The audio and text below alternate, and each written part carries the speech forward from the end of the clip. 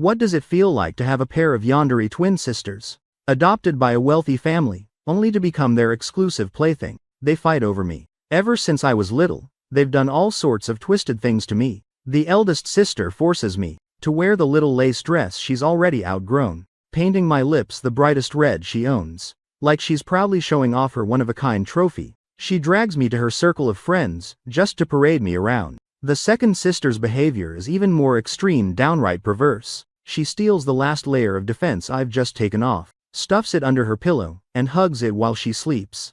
Also, she can watch me the next morning, frantically searching everywhere for it, while she covers her mouth and snickers from the sidelines. I always thought this was just some prolonged teasing because I suddenly had two big sisters. But as I grew older, I finally noticed the way they looked at me had, at some unknown point, become filled with darkness and something unnatural. Before the Lin family of Incite took me in, I was nothing but an orphan. I clearly remember that year when I was 7. A refined, elegantly dressed couple appeared at the orphanage. The man looked steady and reserved. His wife was a stunning mixed-race beauty. Beside them stood a pair of twin girls, who shared the same exquisite Western features. That day, the orphanage director gathered all the 6- and 7-year-olds, and lined us up in the backyard. I was one of them. From a short distance away, I secretly glanced at them out of the corner of my eye, those two little girls standing between the couple. It was the first time I'd ever seen children that breathtakingly beautiful.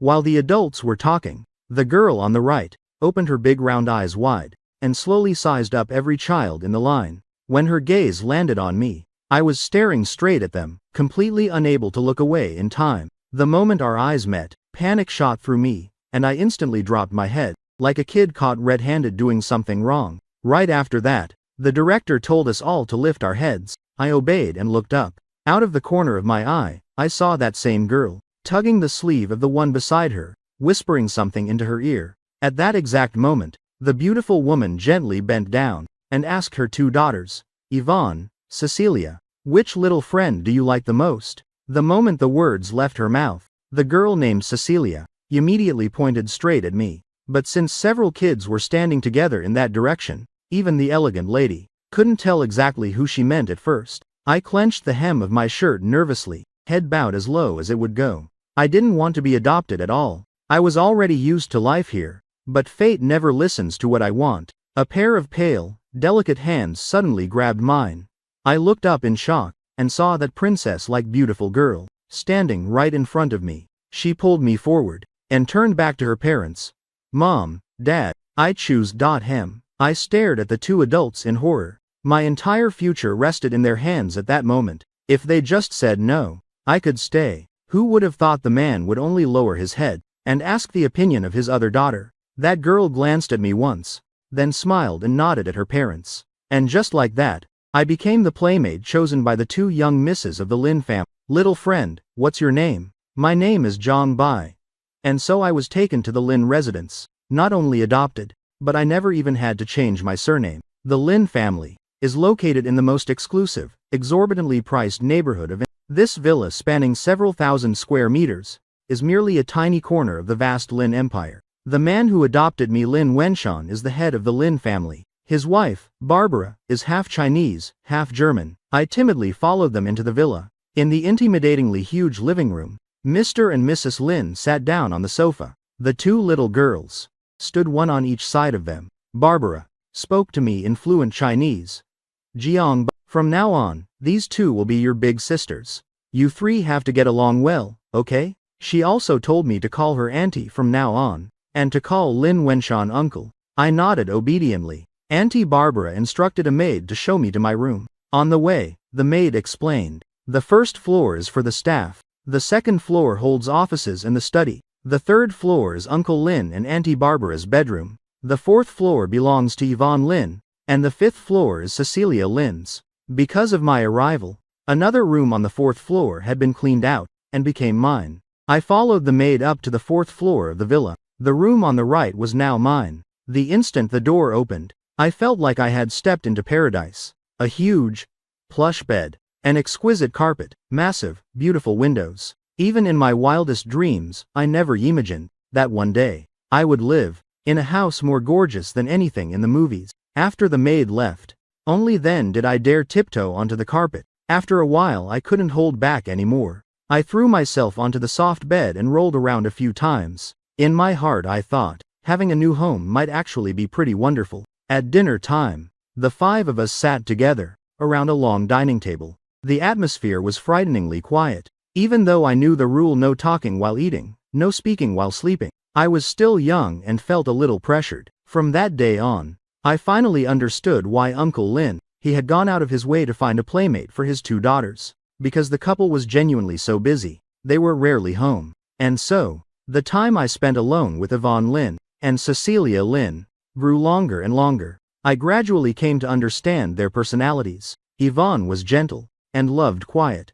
Cecilia was the complete opposite, lively and hyperactive. Both were 2 years older than me, so I had to call them Big Sis. To tell them apart easily, I called Yvonne Big Sis, the eldest, and Cecilia Second Sis, the second. I was enrolled in the same elite elementary school they attended. Don't be fooled by the mere 2-year gap. When I started 1st grade, they had already skipped ahead to 5th. At an age when most elementary kids' minds were still immature, the twin sisters were already famous throughout the school for their stunning looks. One day, someone spotted the 3 of us riding to school together. Very quickly, tons of boys learned that I was the little brother of those gorgeous twins, and so I became their delivery boy for gifts.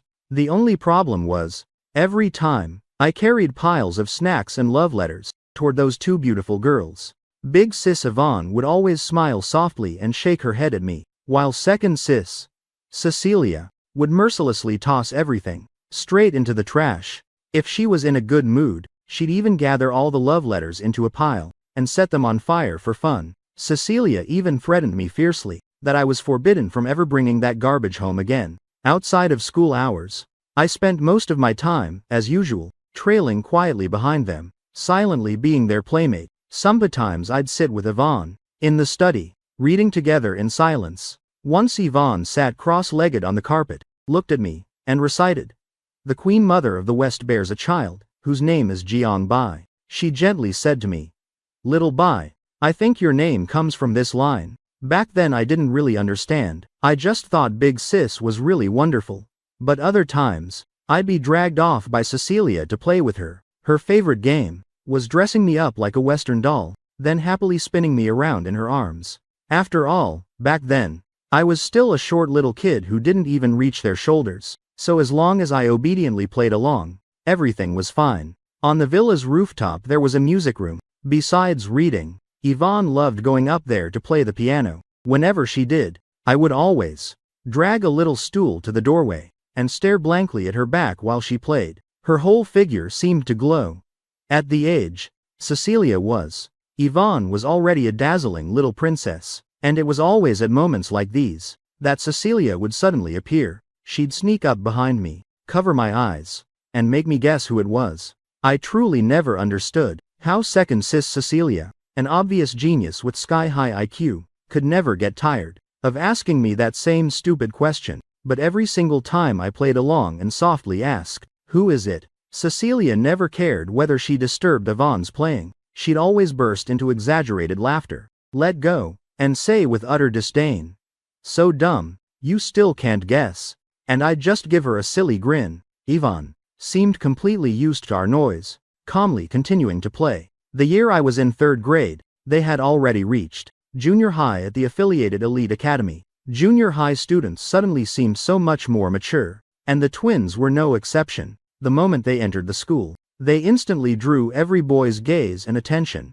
Because their mother was mixed race, they carried those Western genes, too. Those 2 exquisite faces immediately earned them hordes of admirers. Since elementary and junior high had slightly different schedules, I no longer had to go to and from school with them. Plus I stopped delivering love letters for other boys. And with my rather quiet personality, gradually, no one paid attention to me anymore. Thanks to that, the second half of my elementary years passed quite peacefully. The only thing that never changed was that every day after school, I still spent time with Yvonne and Cecilia, each doing our own thing. While I wrestled with elementary homework, they were already tackling 9th grade exam papers. That was a realm I could only admire from afar.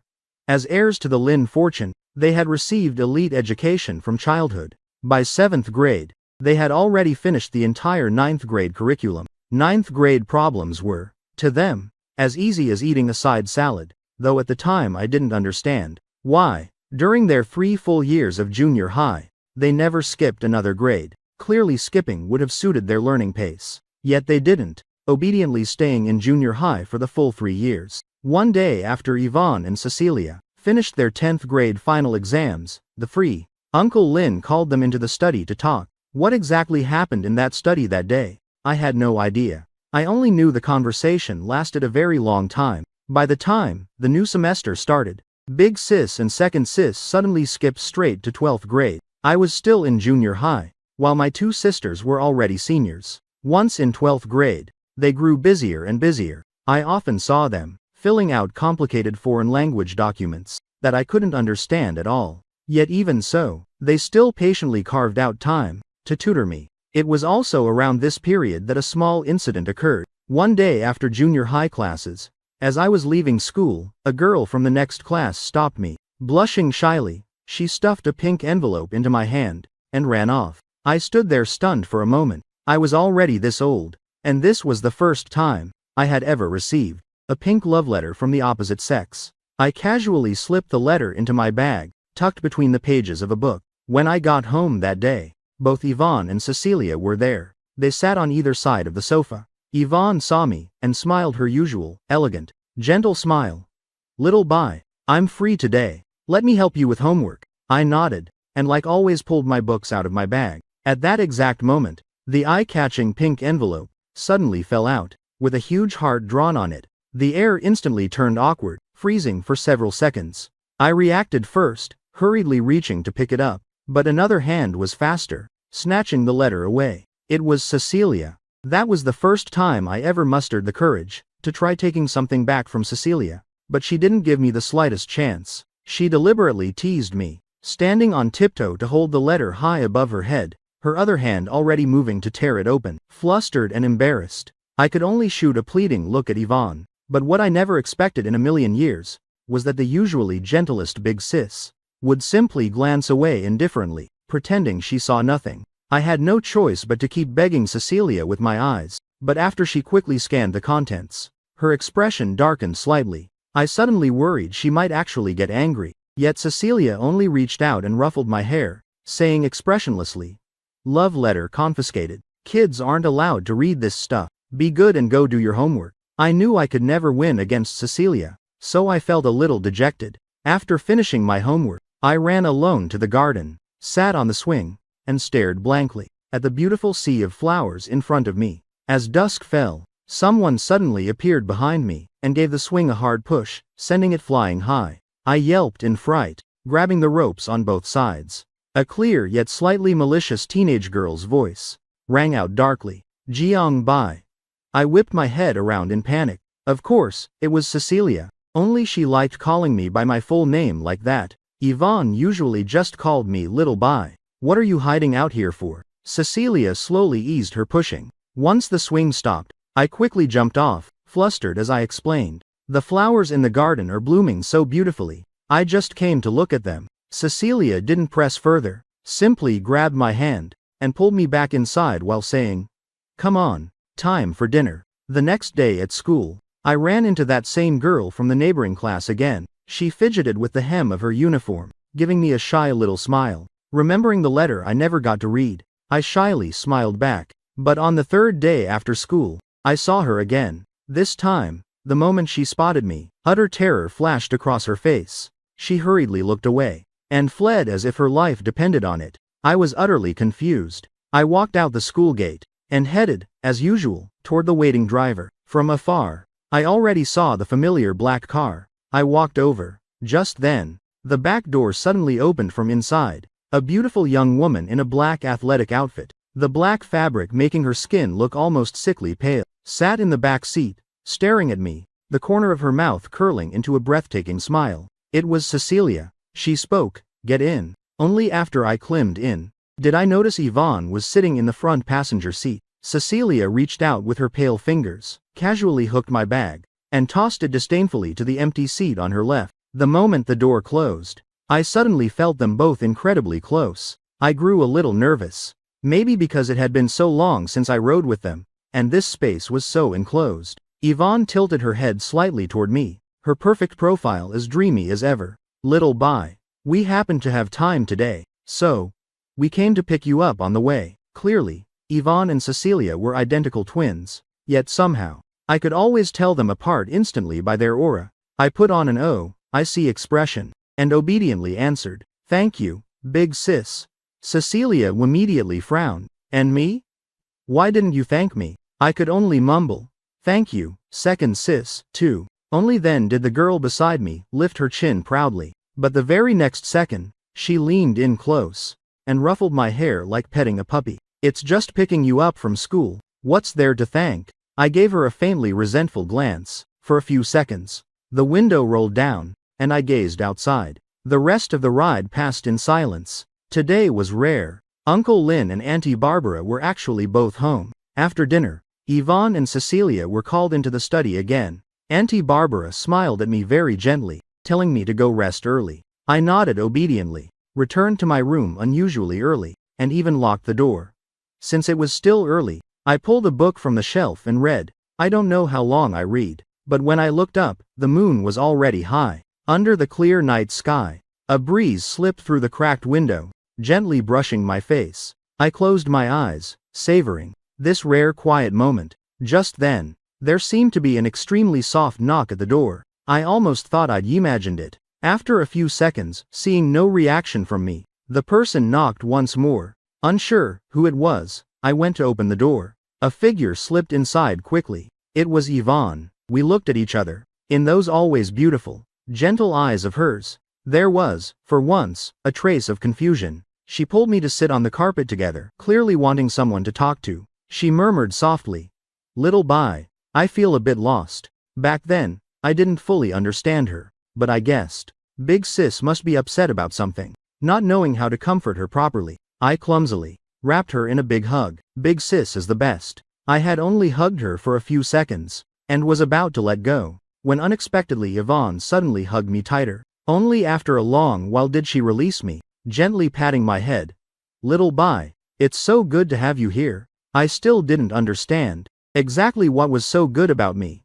A month later, Yvonne and Cecilia took the National College entrance exam. I had assumed they would study abroad right away, but clearly, the difficulty of the Gaokao was nothing to them. After scores were released, Yvonne and Cecilia both achieved near perfect marks. Any top university in the country, they could choose whichever they wanted. Yvonne chose finance. Cecilia, stubborn as ever, ignored the path Uncle Lynn had laid out for them, and insisted on biology. Then I got summer vacation too. In August, one day, the news said, there would be the Perseid meteor shower in the early hours. Yvonne smiled especially beautifully that day, telling me, "Little by, tonight there's a meteor shower. Shall the three of us watch it together?" I happily agreed. Yes, that night just before midnight, Yvonne and Cecilia took me to the highest rooftop. The view from the roof was incredibly open. 3 lounge chairs had already been set up on the observation deck. That night under the quiet starry sky,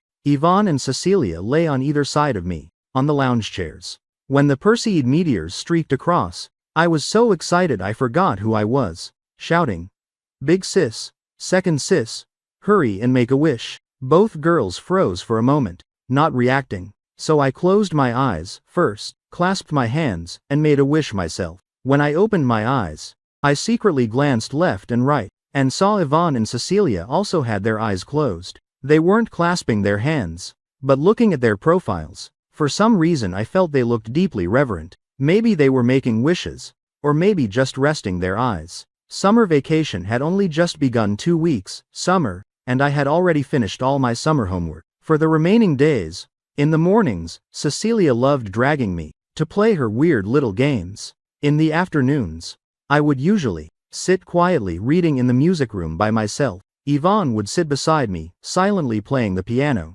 I once curiously asked Yvonne what she truly loved doing. She said she loved playing the piano, that she really enjoyed that peaceful feeling. Big Sis's hobbies were exactly like her, quiet and beautiful. Yet in the end, for the sake of family, Yvonne still chose finance. I genuinely couldn't imagine someone as gentle as Yvonne what she would look like on the cutthroat business battlefield in the future. Summer break flew by. Just 1 week before my new school year started, Yvonne and Cecilia had to leave. Their university was thousands of kilometers away. I had lived with the Lins for so long, yet it seemed I had never been separated from them. Perhaps because separation was imminent, the sadness in my heart felt especially sharp. Only now did I realize that at the very beginning, I was merely a playmate for Yvonne and Cecilia. But over the years, most of the time, it was actually them protecting me, staying by my side. Aside from occasionally acting a bit strange, they really were wonderful big sisters. My eyes grew hot as I looked at the two sisters in front of me. In Yvonne's always gentle, calm eyes, for once there flickered a trace of melancholy. I couldn't read Cecilia's expression, only that this usually arrogant girl suddenly spoke, her voice a little hoarse. She reached out and messed up my hair, leaned close to my ear, and said, "Jiang Bai, no dating early, got it?" The sadness inside me suddenly got stuck in my throat. I shot her a resentful glance, but in the end, honestly nodded. Only when Cecilia saw me like that, did she reluctantly reveal a satisfied smile. When I turned to look at Yvonne, my heart suddenly ached with reluctance even more. Big Sis was always so gentle. I loved listening to her play, loved when she explained lessons to me, and whenever Cecilia bullied me, it was always her who saved me from those devilish claws. I was just about to speak, when Yvonne suddenly pulled me into a soft hug. Incredibly tender. Only a few seconds. Then she let go. She even smoothed down the hair that Cecilia had just tousled. I heard Yvonne's sweet voice right by my ear, "Little Bai, be good at home and wait for your sisters to come back." I forced a smile. Okay. Yvonne and Cecilia really left.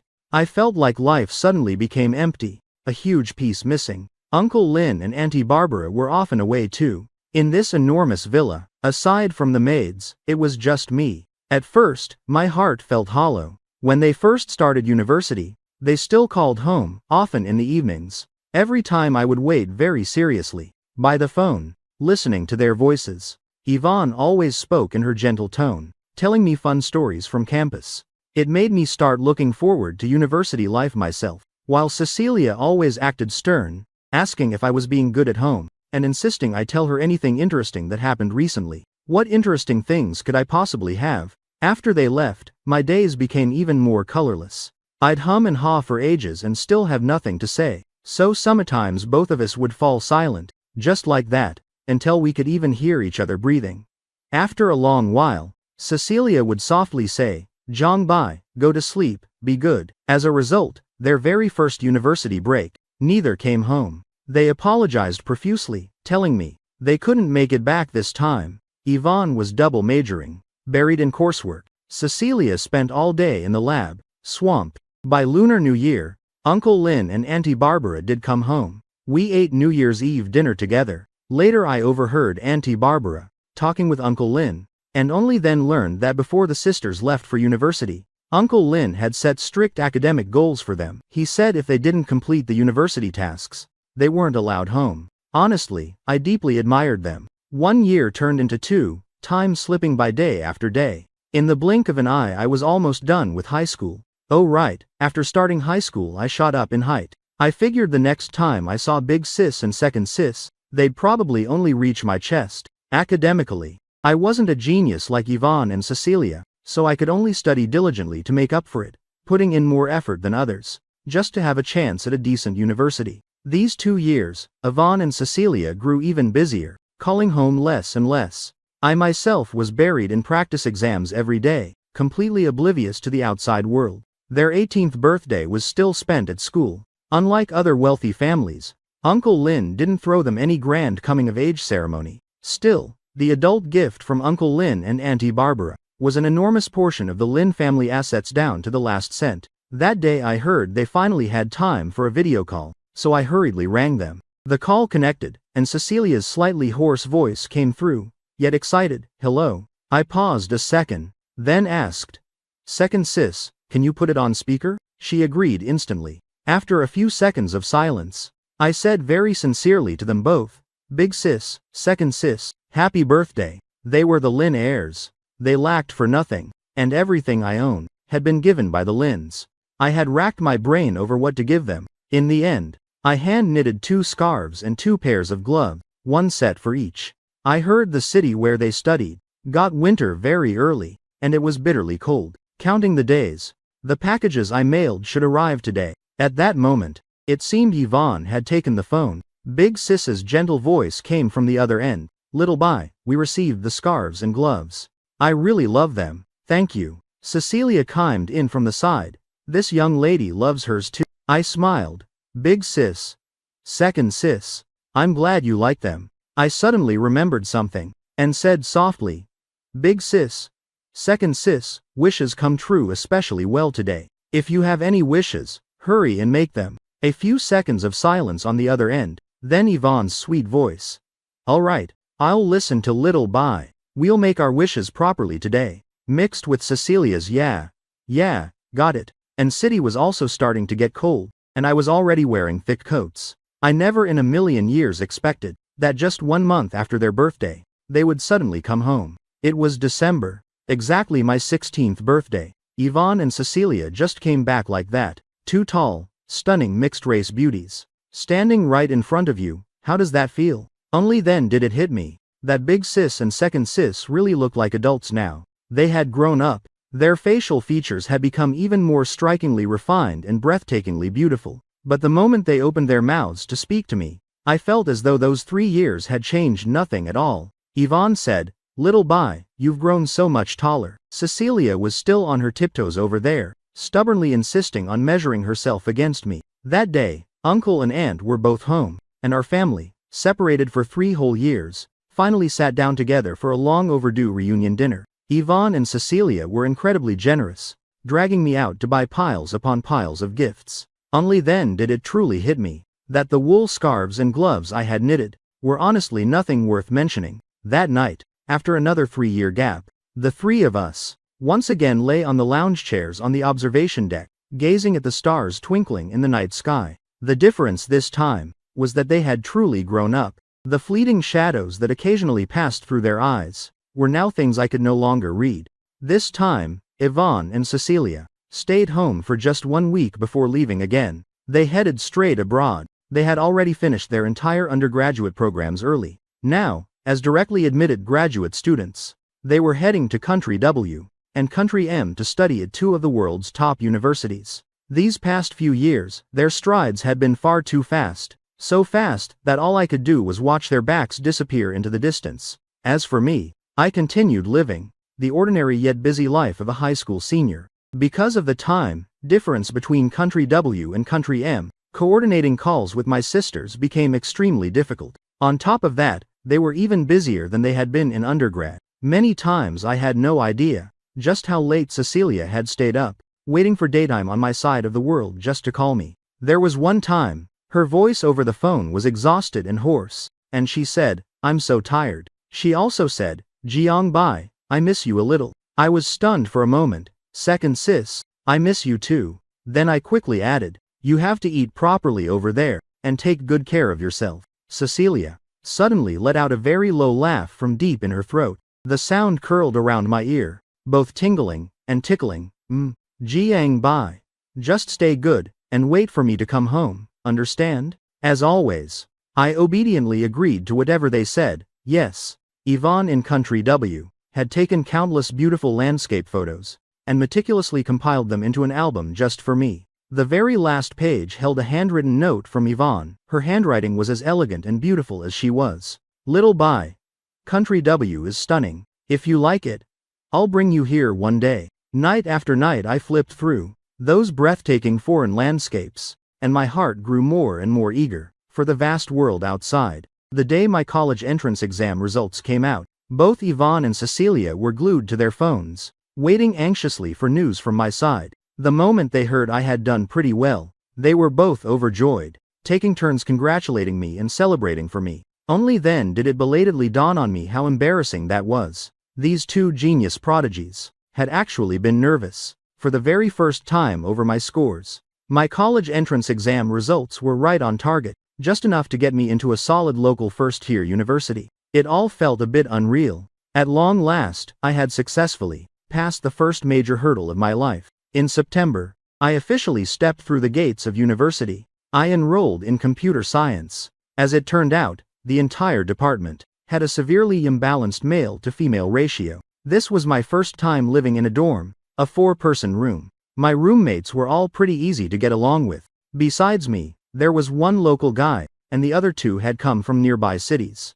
After lights out in the evenings, the guys in the room would start their nightly market gossip. The most talked about topic was always the campus. Belle of the French department next door, Lou Ruan. The guy in the bunk next to mine was named Chen Zhe, a super outgoing and lively dude. A few days earlier he had dragged me enthusiastically to the dance studio to watch Lou Ruan practice. Inside the studio, Lou Ruan's graceful, flowing movements drew wave after wave of excited howls from the crowd of guys watching. Maybe because I had grown up surrounded by the exquisite beauty of Yvonne and Cecilia, my resistance to beautiful girls was extraordinarily high. Watching Chen Zi beside me, howling like a wolf in heat, I couldn't help but find it a little funny. Who would have thought that just 3 days later, during an elective computer science class, I would run into Lou Ruan again? When I casually walked into the lecture hall, the only empty seats left were in the second to last and last rows. In the very back row sat a girl, her face completely hidden under a cap.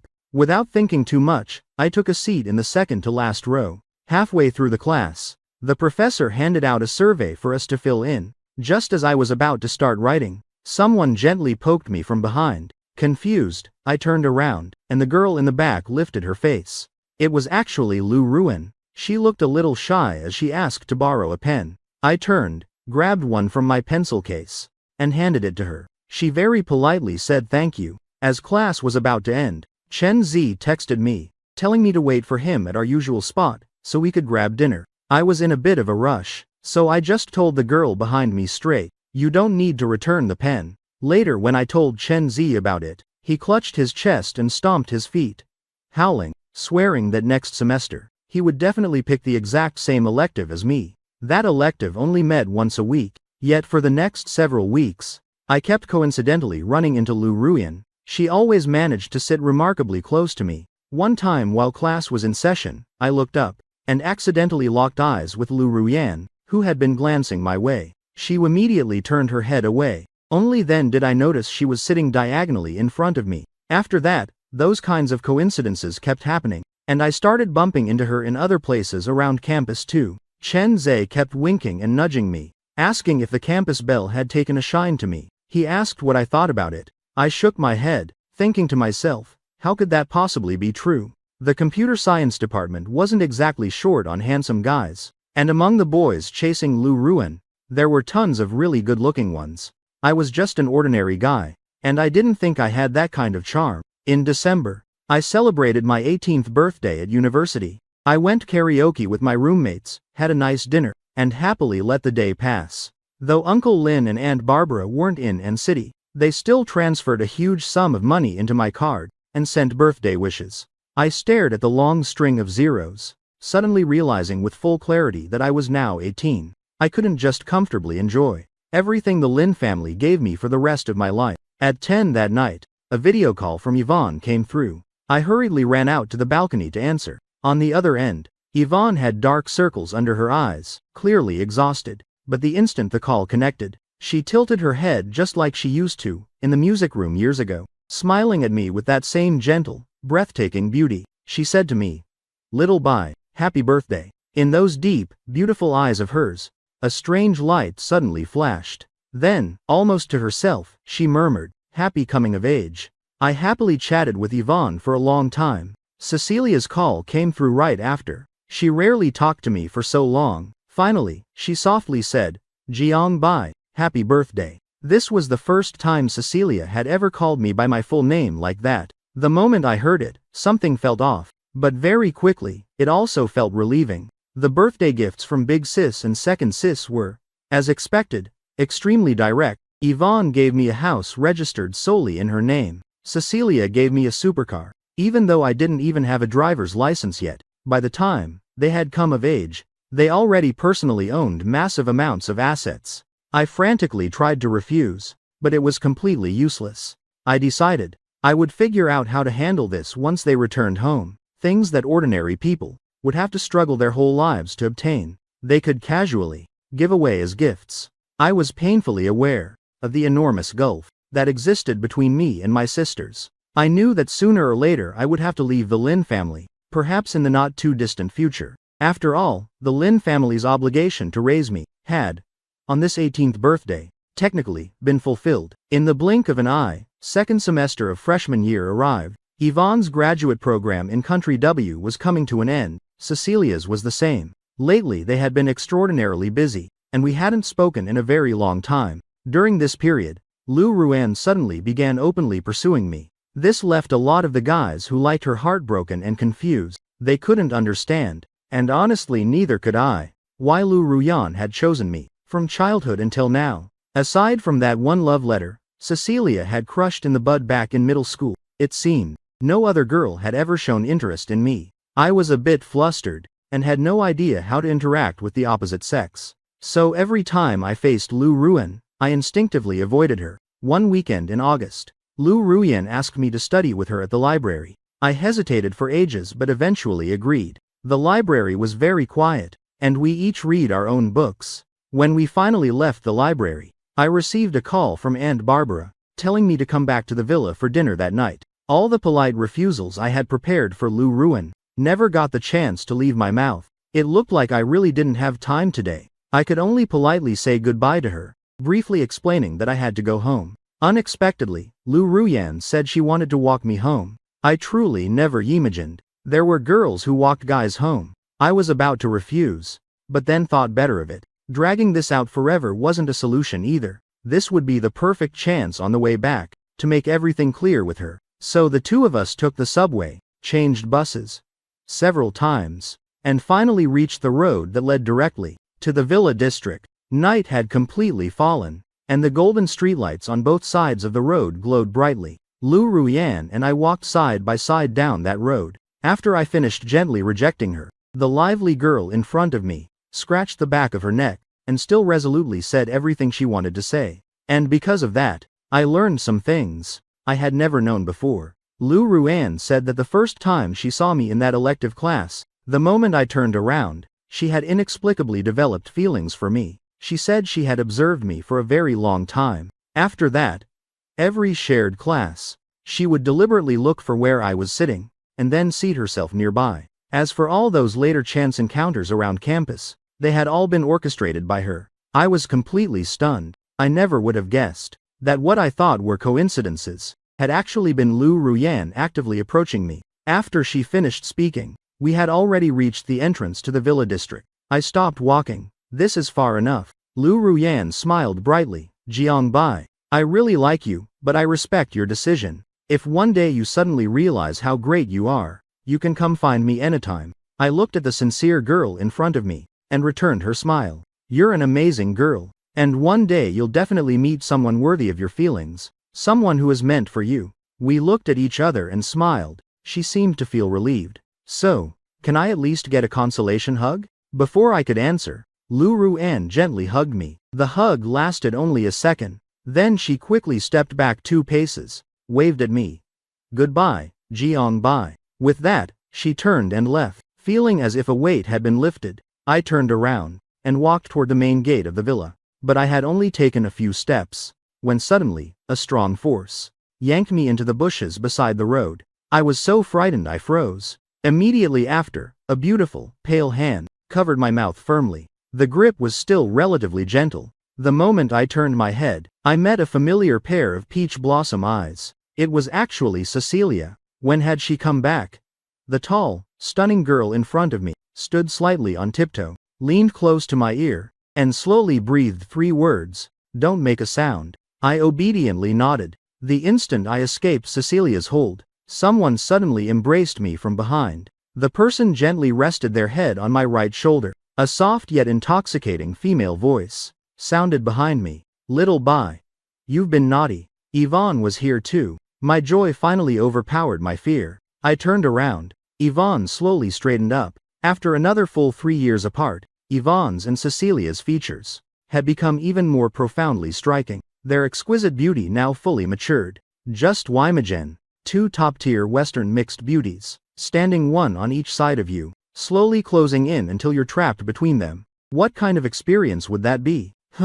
Why did I suddenly feel a little danger? Zhang Bai, didn't you once promise me you wouldn't date early? Cecilia spoke slowly. I was about to explain that I wasn't dating, but for some reason, my brain short-circuited, and what came out of my mouth was, "Second sis, I'm already an adult, not a child anymore." Cecilia's face instantly darkened. She stepped toward me, one step at a time, forcing me backward, while Yvonne remained motionless right behind me. Very quickly I had nowhere left to retreat. My back pressed tightly against Yvonne, face to face with Cecilia. I didn't understand why they were acting so strange. They had finally come home. Our family was reunited after so long. Shouldn't we be happy? Yvonne's voice sounded again. How long have you two been together? Only then did I realize. I looked exactly like a kid caught dating early by his parents. I hurriedly explained. That girl just now is only a university classmate. I'm not dating anyone. Really, Jiang Bai.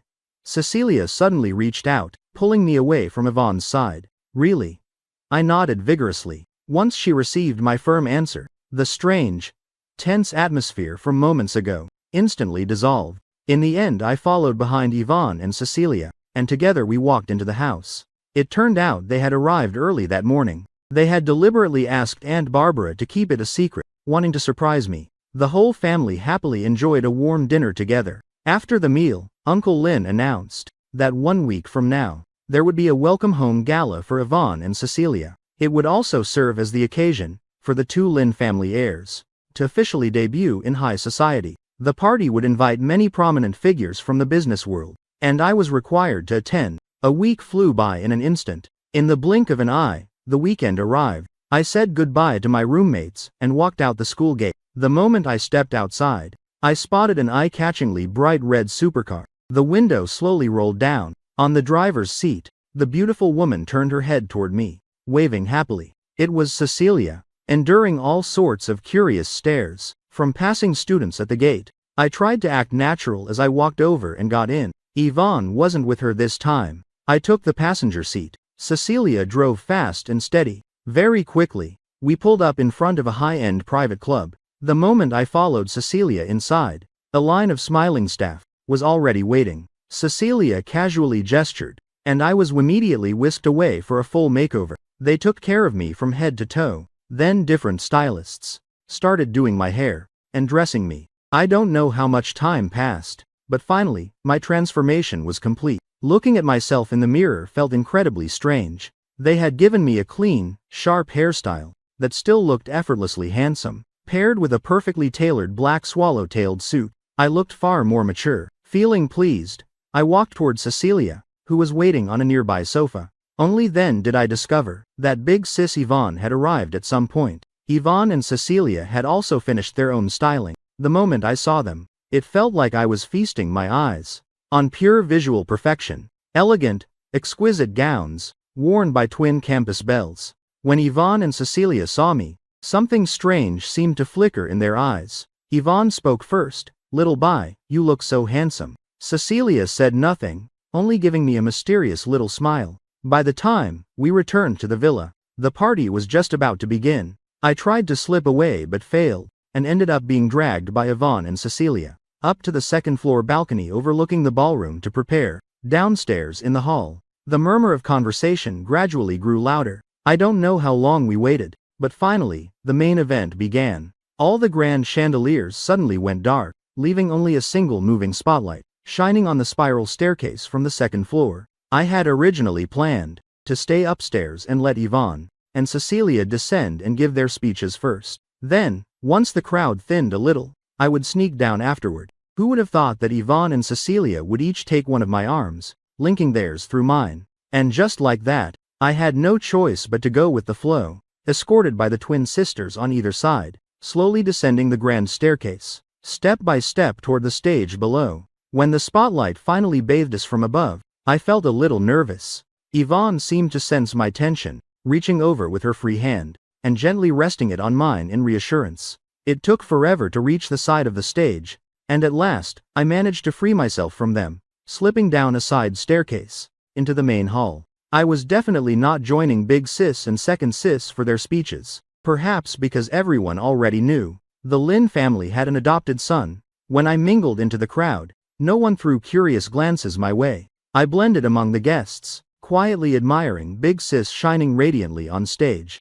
And Second Sis too. I genuinely felt proud on behalf of such outstanding women, but I was also painfully aware that between me and them lay an unbridgeable chasm. The speeches ended. Uncle Lin immediately led Yvonne and Cecilia around the room to greet acquaintances in the industry. Throughout the hall, the clinking of wine glasses and lively conversation filled the air. I really wasn't used to scenes like this, so I slipped out alone to the back garden, found a stone bench, and sat there lost in thought. Not long after, a few young men, dressed like spoiled rich kids, appeared in the garden. The moment they spotted me, smug, mocking smiles spread across their faces. I stood up, thinking it best to leave quickly, but as I passed them, one of them suddenly stuck out his foot and tripped me. A particularly venomous voice rang out, "TCH. What was the Lin family thinking, adopting trash like you?" Another guy immediately chimed in, "Yeah, Wang Fugui is right. This kid really lucked out, getting to be the little brother of the two Lin heiresses. Talk about good fortune." The one called Wang Fugui was now sizing me up and down with contempt. "Are you even of age yet? Once you are, you're not planning to shamelessly keep living off the Lin family, are you?" I didn't know him at all, and had no idea why he was targeting me, but I knew today was my sister's event, and I couldn't ruin it.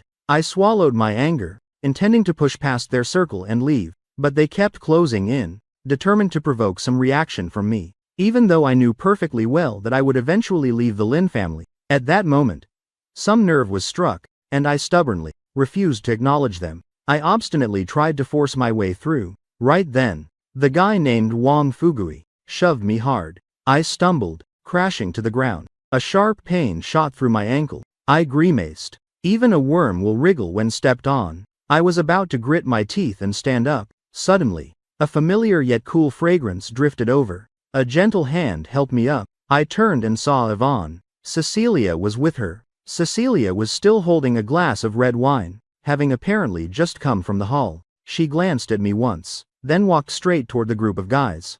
They all instinctively stepped back in fear, except Wang Fugui, who stayed put. Wang Fugui, seeing Cecilia, even arrogantly lifted his chin. But Cecilia didn't say a word, her expression ice cold as she advanced step by step. Under the overwhelming pressure of her presence, Wang Fugui finally couldn't hold, retreating several steps, yet Cecilia still didn't stop, forcing him all the way into a corner. Just as Wang Fugui opened his mouth to break the silence, the corner of Cecilia's lips slowly curled into a malicious smile. The next second, she flung her arm, splashing the entire glass of red wine, not a drop spared, straight into Wang Fugui's face. "Enjoy it, young master." A furious, shrill scream erupted. Wang Fugui, drenched and humiliated, roared, "How dare you do this to me? My family is in talks for a marriage alliance with yours." Cecilia acted as if she had heard the funniest joke in the world, her beautiful eyes crinkling with laughter. But suddenly,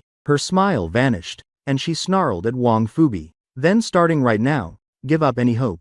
Because for the rest of your life, you will never have the chance, nor will you ever be worthy of stepping foot inside the Lin family gates again." With that, Cecilia raised her voice. "Security." Several black-suited bodyguards appeared instantly. "Escort this gentleman out." Wang Fugui was still screaming and struggling, as the guards dragged him away. Everything happened so fast that I stood there dumbfounded. I looked at Cecilia and stammered, "Uncle Lin is going to be furious." Cecilia raised an eyebrow, countering, "Is your ankle no longer hurting?" I instinctively shook my head, then realized she might worry and quickly nodded. "It hurts." I guessed Yvonne had deliberately let me witness the whole thing, Cecilia avenging me. Now that the show was over, she gently supported me back to my room. She carefully applied medicine, told me to sleep early, and not to overthink things. I nodded, and just before they closed the door, I quickly said, "Thank you, big sis." Second sis.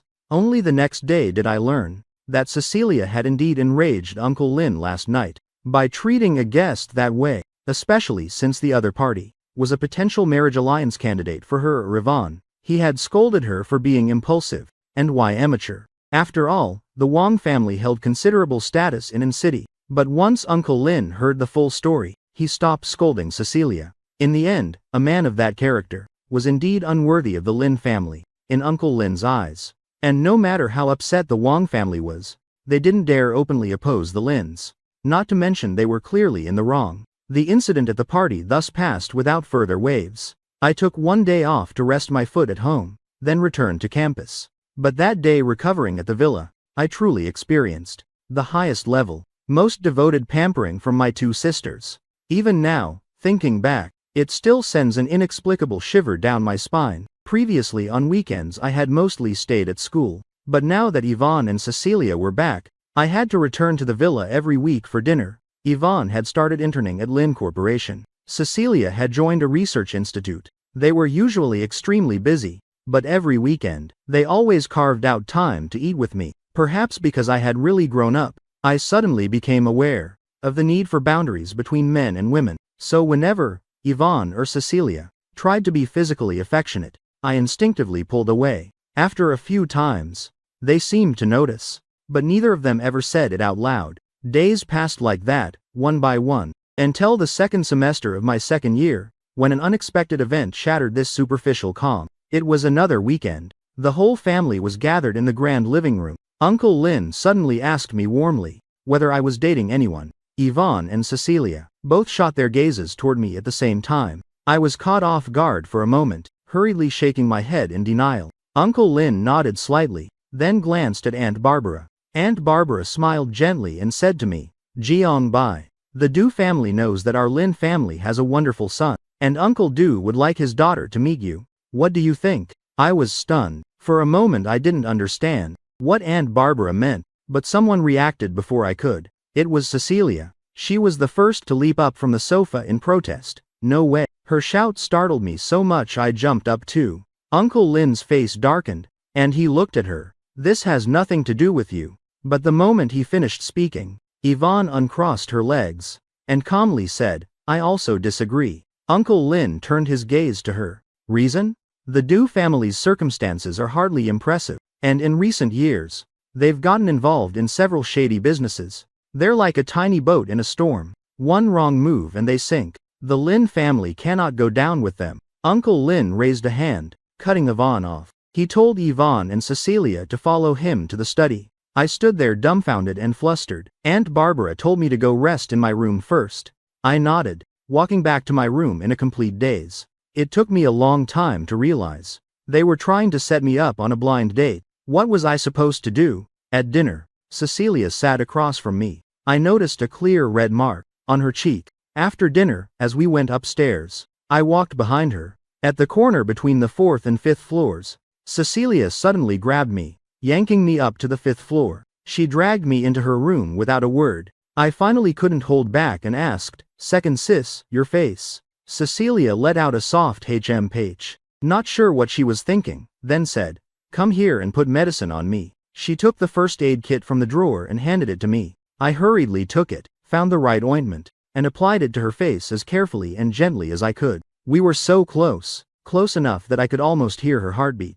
Because we were that close, Cecilia's flawless face was magnified right in front of my eyes. I suddenly felt extremely awkward. For a moment, I couldn't even tell whose heartbeat it was anymore. Cecilia was unusually quiet, just staring straight at me. Only after I put the ointment away, closed the kit, did she whisper, "Jiang Bai, you're not allowed to like anyone else." Her voice was so soft I thought I'd misheard. I looked at her in confusion. The next second, a kiss as light and fleeting as a dragonfly touching water landed on the corner of my lips. My whole body froze like I'd been struck by lightning. Did Cecilia just kiss me? I was still sitting cross-legged on the carpet, instinctively bracing my hands on the floor, scooting backward in panic. Yet, in those beautiful peach blossom eyes of hers, a glint of delight flashed. I couldn't accept it. Cecilia had grown up with me since we were kids. How could she do something like this? I panicked, finally remembering I had to get out of there first, hurriedly trying to stand up. But Cecilia suddenly leaned down. We ended up staring eye to eye. She tilted her face slightly, hands braced on either side of me, trapping me between them, then kissed the corner of my eye. "Jiang Bai, you're really adorable." Cecilia. The pleasant scent of her body filled my nose, but I forcefully turned my head to avoid her touch. She didn't seem to mind at all, even wearing a faint smile. Then she said something that struck me like another bolt of lightning. She said, "Jiang Bai, I like you. If I could still deceive myself a moment ago, now, I could no longer lie to myself. I opened my mouth with difficulty,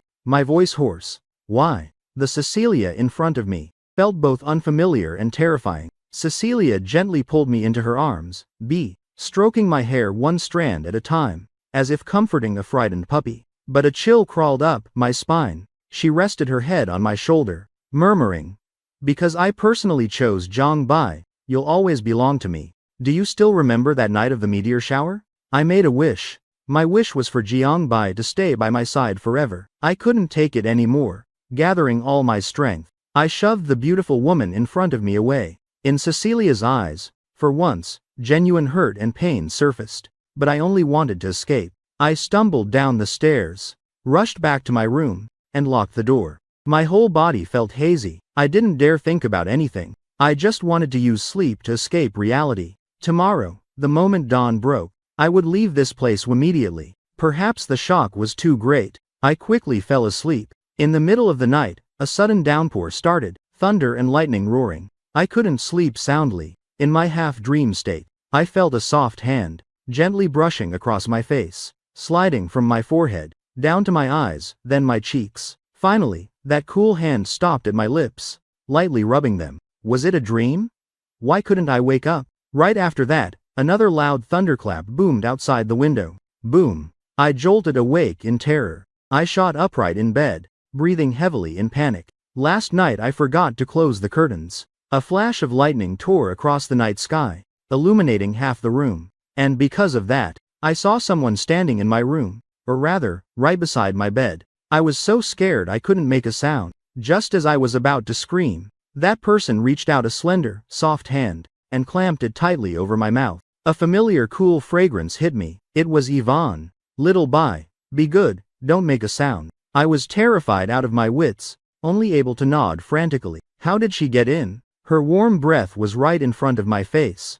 Every hair on my body stood on end. The fear Cecilia had caused last night came flooding back. Yvonne sat on the edge of the bed, gazing at me gently. Her eyes were clearly the same as before, yet for some reason, they filled me with dread. At this moment, in Yvonne's eyes, there was an emotion I couldn't understand at all. She seemed to notice my unease, reached out and gently rubbed my back, soothingly saying, "Little Bai, be good. I won't let you marry anyone else." I nodded frantically in fear, just going along with whatever she said for now. But the big sis I had respected since childhood, now whispered in my ear with the tenderness of a lover, "Because Little Bai can only like me. Little Bai, do you still remember?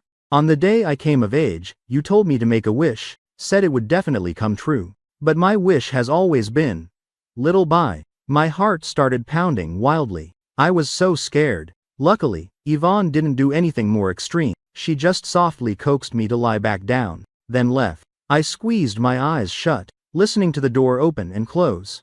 Only when the sound completely vanished, did I dare open my eyes, staring blankly at the dark ceiling. I thought that starting from today, I could no longer face Yvonne and Cecilia normally ever again. I stayed awake the entire night, eyes wide open until dawn. Looking in the mirror, I saw huge dark circles under my eyes, looking no different from a panda. When I went downstairs for breakfast, Aunt Barbara called me over. I had no choice but to follow her into the dining room. The moment I sat down, I met those peach blossom eyes across from me, making my skin crawl. Cecilia still smiled at me as usual, as if nothing had happened last night. I pressed my lips tightly together. Just then, the chair beside me was pulled out. Yvonne sat right next to me. This woman, who had terrified me at my bedside in the middle of the night, was now sitting pressed against me. I felt like my scalp was about to explode. I ate that breakfast quickly and in torment. After finishing, I gave a perfunctory greeting to Uncle Lin and Aunt Barbara,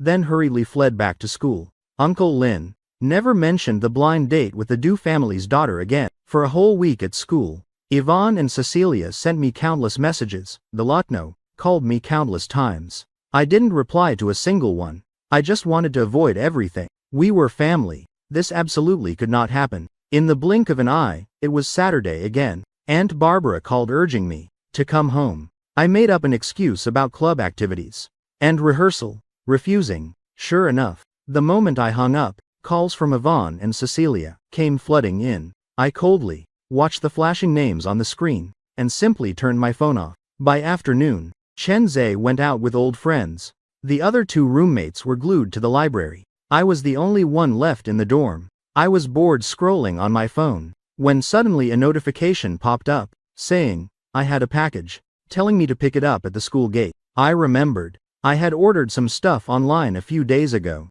The security office must have my express delivery. I didn't think much, threw on a jacket, and went out. I had just picked up the package from security. It was pretty heavy, dragging downward. As I hoisted it up, a figure suddenly appeared in front of me, blocking my path. I looked up, and it was Cecilia. Her eyes were dark and stormy, looking at me in a way that made my heart race with fear. Instinctively, I took several steps back. Seeing my reaction, a flash of hurt crossed Cecilia's eyes, leaving me momentarily unsure what to do. She spoke.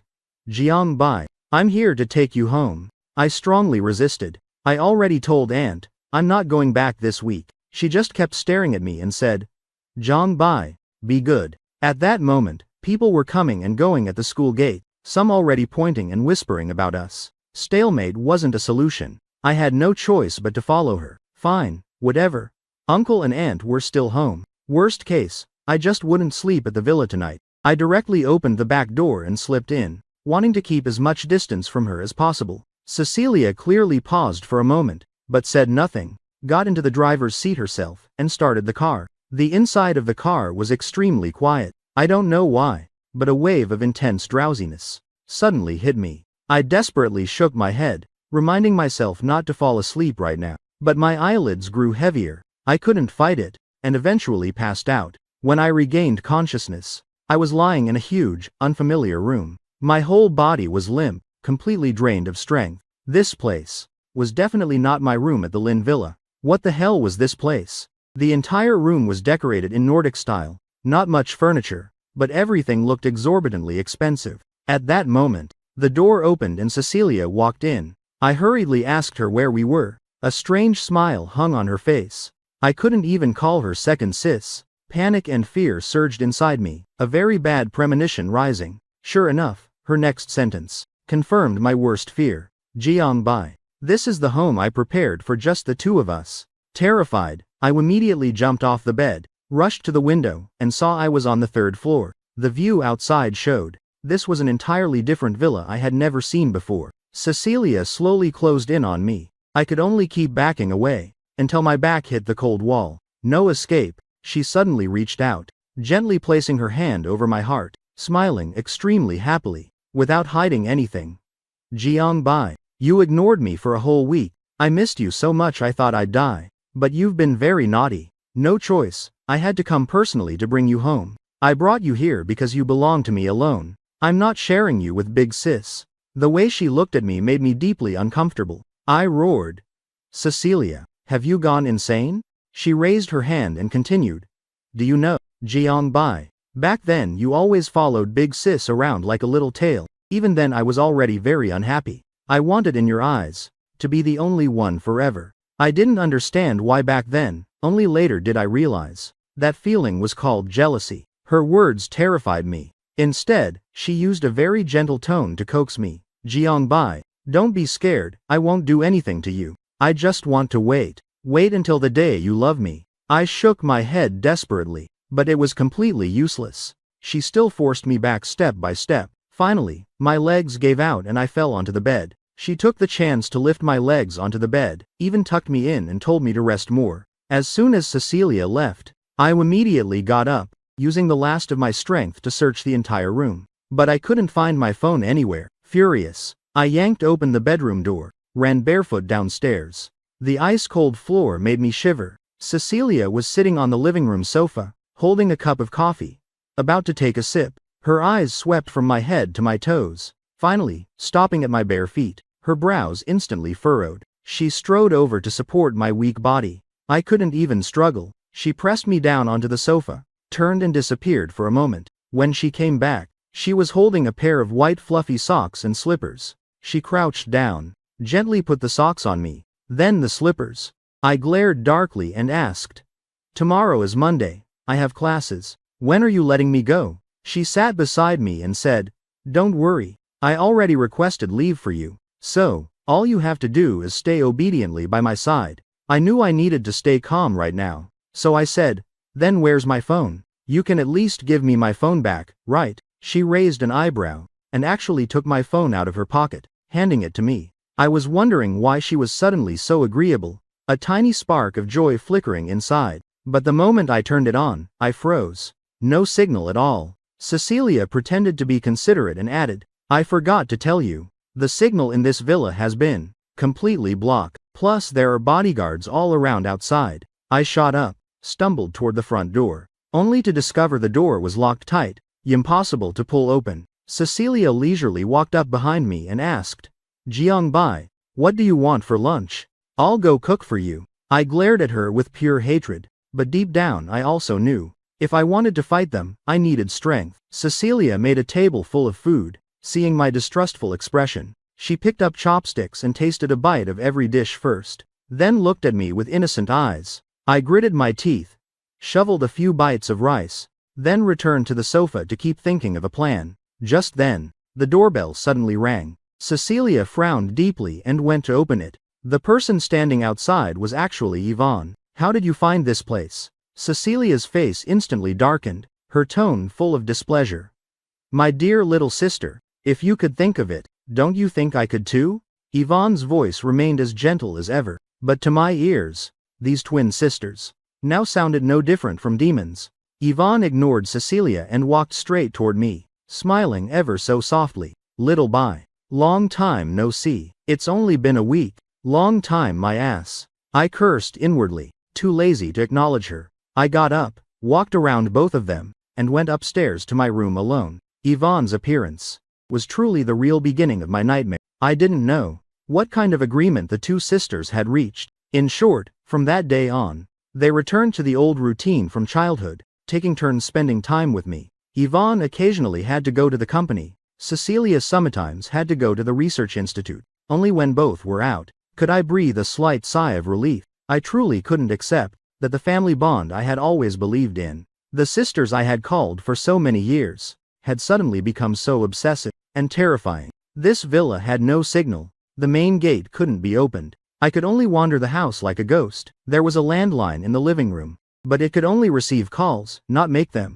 What drove me to complete despair was, 2 days earlier I accidentally discovered that every corner of this villa was filled with surveillance cameras. Another full week of captivity. My spirit finally collapsed completely. I started smashing things like a madman. All the glasses, the tea set, every decoration in the living room, anything I could lift, I shattered. I don't know how long I raged. The floor was covered in shards. I even accidentally cut my calf, blood streaming down. I stared at the wound on my leg, then thought of the cameras in the living room, and a crazy idea formed in my mind. But I was really afraid of pain. Just as I held a piece of broken porcelain, hesitating, the villa's front door was violently pushed open from outside. Cecilia rushed in, face full of panic. In a few strides, she was in front of me, snatched the shard from my hand, and threw it far away. Seeing me in such a wretched state, her arms trembled as she held me, her voice breaking.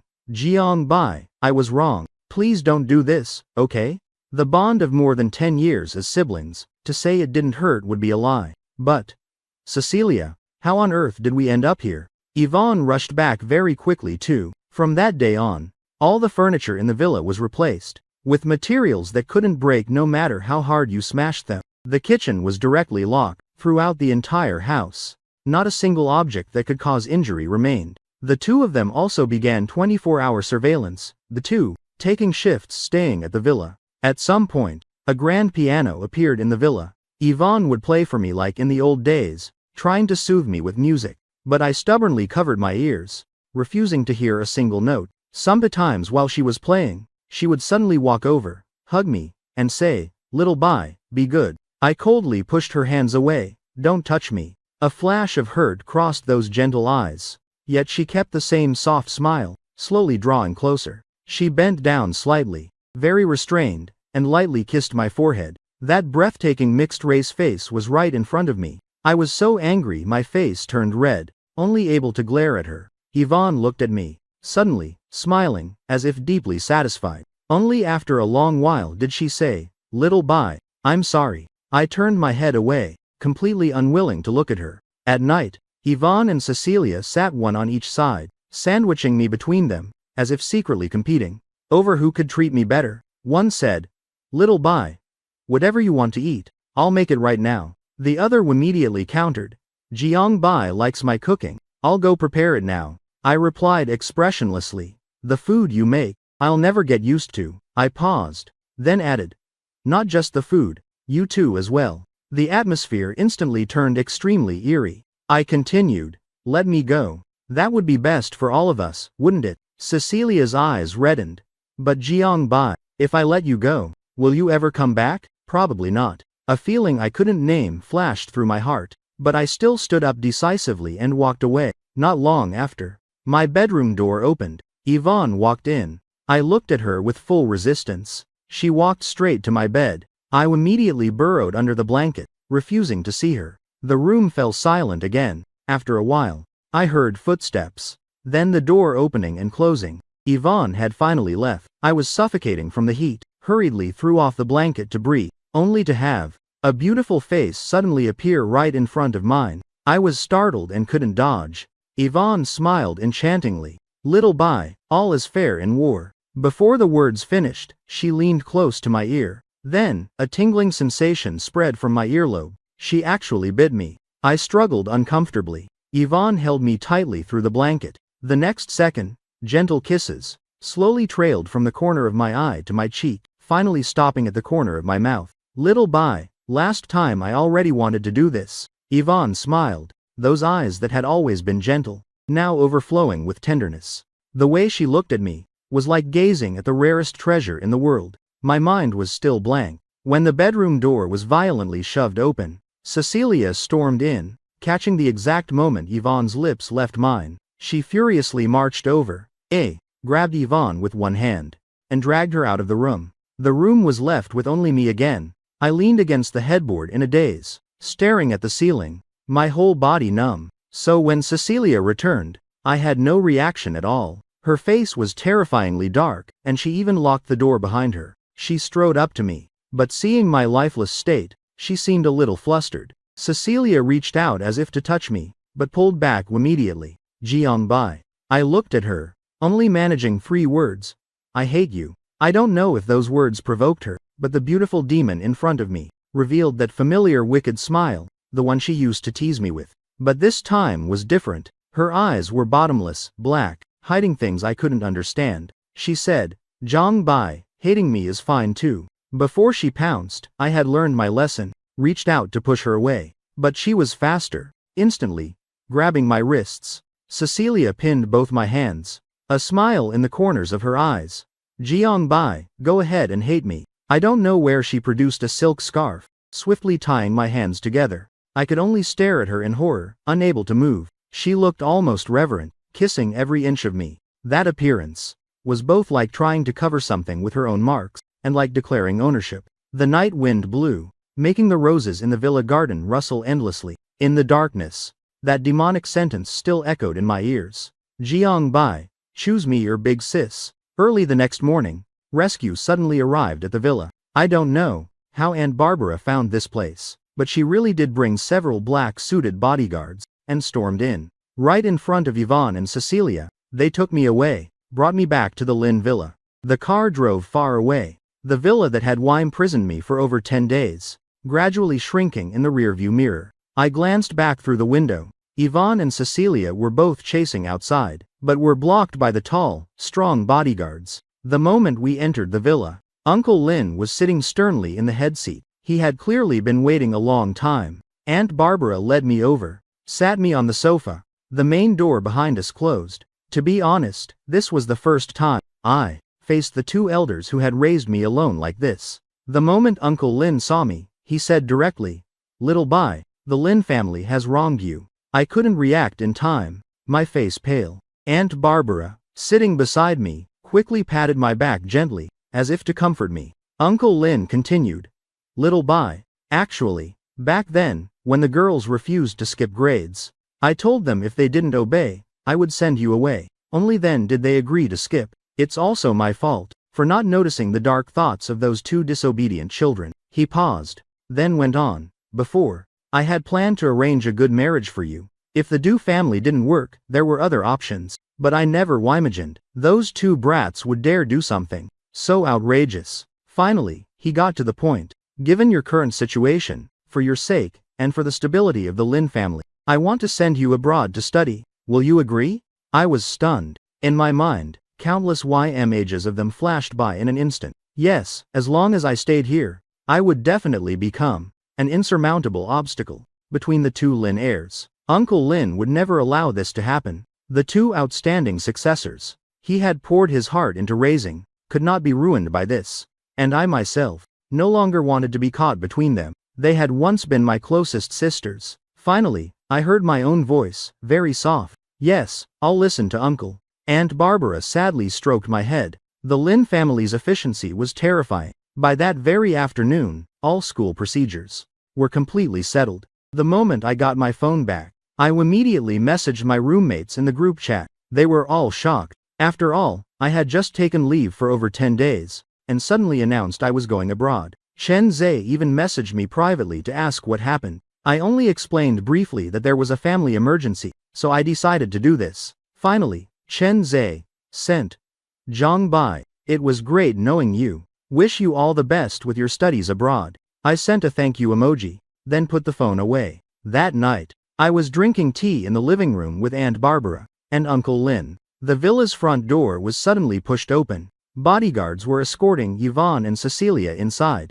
The moment they saw me, a hint of a smile finally appeared on their faces. The bodyguards quickly withdrew. At that exact moment, Uncle Lin's voice sank. You two, go to the study and kneel all night. I was about to say something, but Aunt Barbara tugged my sleeve, signaling me to stay quiet. Uncle Lin walked ahead, heading upstairs. Yvonne and Cecilia could only helplessly follow.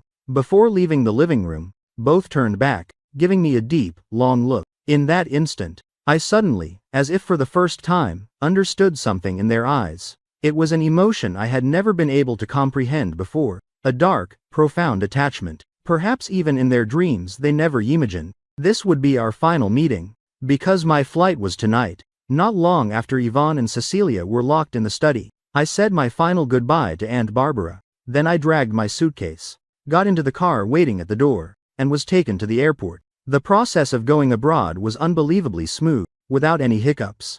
The plane climbed to 30,000 feet. I looked down through the window, at the shrinking world below, suddenly feeling empty and lost. I used to envy Big Sis and Second Sis, always yearning for the outside world. But now that I had truly left, my heart felt hollow, adrift. For some reason, the album of foreign landscapes Yvonne had sent me years ago suddenly appeared in my mind, and the words she wrote on the last page, "Little Bai, Country W is beautiful. If you like it, I'll take you to see it one day." I zoned out again. In just a few short years, everything had changed. By the time I arrived in Country F, it was nearly November. The autumn colors in Country F were enchanting. Warm sunlight, gentle breezes along the Seine, crowds always gathered beneath the Eiffel Tower. I had completely adapted to this place.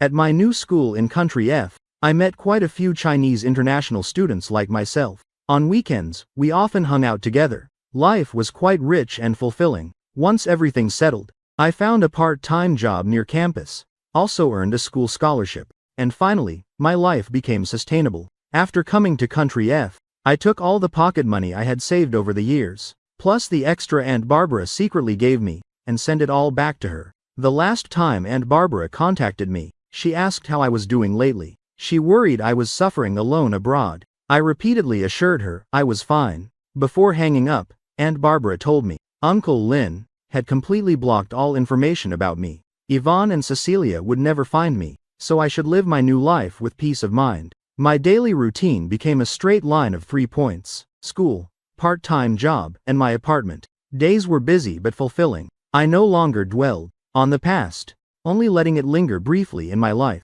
I got a new phone number, completely cutting ties with my old life. I thought if nothing unexpected happened, I might spend my whole life in this romantic city. This was my 3rd year in Country F. I graduated university, chose to continue with a master's at the same school. In my free time I took on simple translation jobs.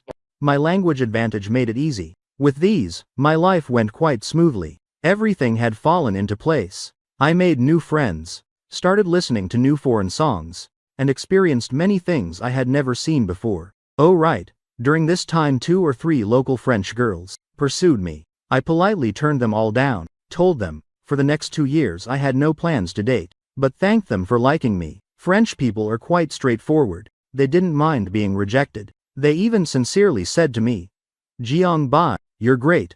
You'll definitely find the happiness that belongs to you." As for whether I would meet my own happiness, honestly, I didn't know. First year of masters, I signed up for an elective economics course. After I entered the classroom, Paul, the friend I was on pretty good terms with, slid over, sat beside me, and excitedly shared the gossip he'd just heard. He said the professor teaching this economics course was a PhD student from a top foreign university, and apparently, extremely beautiful. I laughed along and said a few words, thinking to myself that no matter the country, the center of guys' gossip would forever be beautiful girls.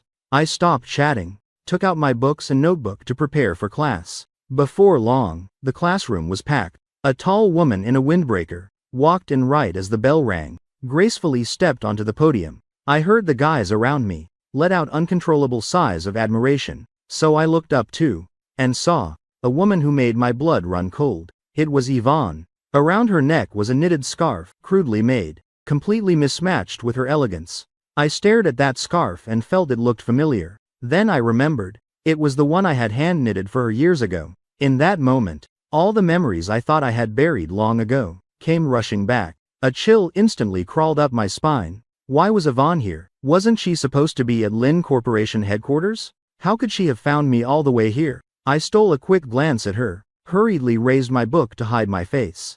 I had to admit, after 3 years apart, Yvonne's presence had become even more poised. That near-perfect mixed-race face still held the same captivating power, impossible to look away from. Class was in session. If I suddenly bolted out now, it would definitely draw attention. I could only endure until the end and then escape. But what happened next plunged me straight into despair. The woman on the podium, in fluent French, gently introduced herself, then began the lesson. "Next, I'll take attendance."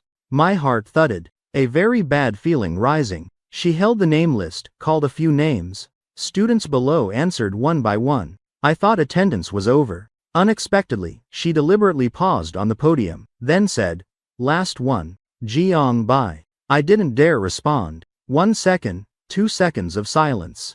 The entire classroom fell eerily quiet. Jiang Bai was me. Paul turned to look at me, eyes urging me to answer. All the students around also turned their gazes this way. I had no choice but to lower my head as much as possible, not daring to meet Yvonne's eyes at all. In a tiny voice, I said, "Here." In that silence, I seemed to hear a soft chuckle. I wasn't sure if it was my imagination. Then the lecture began. I had never doubted Yvonne's expertise. She had been a genius since childhood, received elite education all the way, and was now a PhD student at a top university abroad. I only blamed myself for not thinking more when Paul was gossiping earlier. For that entire class I kept my head down almost the whole time. A few times, I really couldn't help sneaking a glance up, and every single time I met Yvonne's smiling eyes, making my scalp tingle. Finally, the bell rang. I quickly said bye to Paul, jumped up and tried to dash out the back door, but I had only taken a few steps when a figure blocked my way. Yvonne spoke. "Jiang Bai, let's talk." People were rushing past in the hallway, all students hurrying to their next class. I couldn't refuse, could only reluctantly follow behind her. I also knew running was pointless. After all, I still had to keep studying at this school. We walked through the corridor, down the stairs. Yvonne led me to a small garden beside the campus's artificial lake. At this hour there wasn't a soul around. Yvonne finally spoke. "Little Bai, long time no see." It really had been a long time. I felt a bit flustered, but still replied, "Long time no see. Little Bai, are you not even going to call me sis anymore?" I instantly felt embarrassed, not knowing how to respond. The very next second, the tall, beautiful woman in front of me suddenly pulled me into a tight hug. She rested her head on my shoulder, whispering softly, "Little Bai, I missed you so much."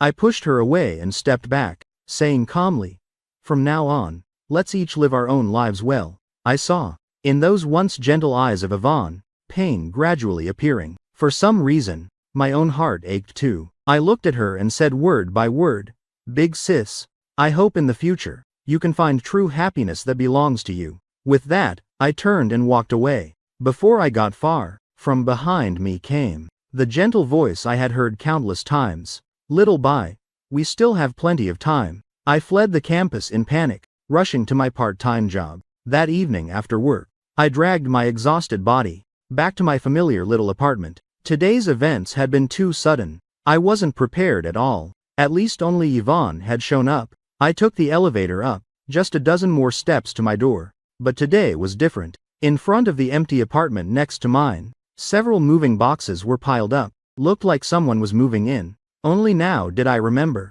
The landlord had mentioned a couple days ago that a new tenant would be moving in next door. I stepped around the cardboard boxes toward my own door. At that exact moment, the hallway lights flickered once, then went completely dark. The already narrow corridor plunged into darkness. "My name is Jiang Bai." I was just pulling out my phone to use the flashlight, when suddenly someone hugged me tightly from behind. Terrifying thoughts instantly flashed through my mind. I was about to struggle, when a familiar female voice sounded in my ear. A voice both hoarse and wicked. "Jiang Bai, after so long you're still so full of life." I twisted around in her arms, shone my phone light on the person's face. It was Cecilia. I knew it. Whenever one of these twins appeared, the other was definitely nearby. 3 whole years, and my demon second sister still haunted my life like a ghost. Right then, the hallway lights flickered a few times and came back on. "Why are you here?" I tried to glare fiercely at her. "I'm your new neighbor." "What the hell?" Jiang Bai. With the lights back on, the wicked smile on Cecilia's face was exactly the same as in my memories. She released her hug, tiptoed slightly, and whispered in my ear, "Jiang Bai, I told you, you belong to me. No matter where you run, I'll always find you." A chill ran through my entire body. I shoved her hands away, turned and sprinted to my door. My hands shook as I fumbled with the keys. Because I was too nervous. I tried several times but couldn't get the key in the lock. From behind came Cecilia's amused voice. "Jiang Bai, need help?" I finally got the door open, rushed inside, then slammed shut the door hard, locking all sound outside. I leaned back against the door as if I'd just survived a disaster, slowly sliding down to the floor. In my ears, Yvonne's words from earlier that day still echoed, along with what Cecilia had just whispered. Actually, I should have realized long ago, perhaps from a very long time ago, from the moment those demons chose me, my fate had only one path left. There was no other choice anymore. Everything around me was silent. In my mind, the faces of those twins kept appearing, overlapping endlessly. "Little Bai, we still have plenty of time. Jiang Bai, no matter where you go, I'll always find you."